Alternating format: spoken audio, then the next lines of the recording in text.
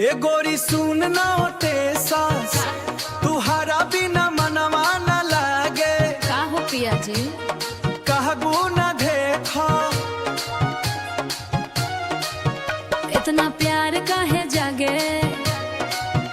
तोहरे अखिया के काजर हमरा के पागल बनावे हा। छीमा तोहरे होठावा के लाली दिलवा में आग लगावे होटी है टरस। तोहरे मीठ बतिया दिन भर याद आवे जेंदू हो। तोहरे संगे बितावल रात भर सतावे जेंदू रे।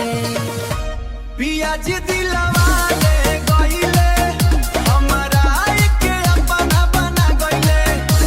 डीजे पे संगे संगे नचाइले गलू ढस तर सो पुहराती।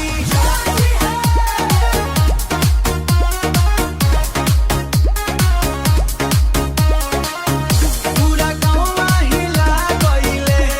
हिटरास है डबा तोहरे चाल कमाल बा।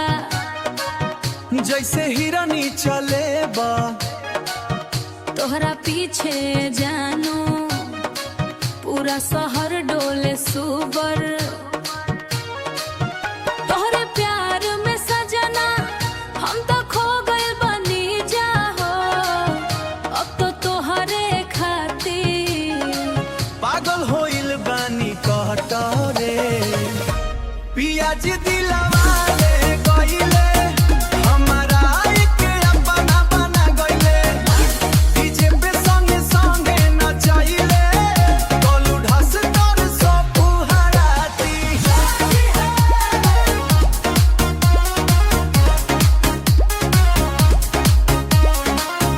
पूरा गाँव हिला गइले। हिटरास है डबा चलो नदी किनारे चली बोगे से हो। साथे चांद निहारी ननरानी हो। प्यार वाला है मौसम में दिलवा के बात करी। डीजे वाला बीट बजे छोटू रस प्यार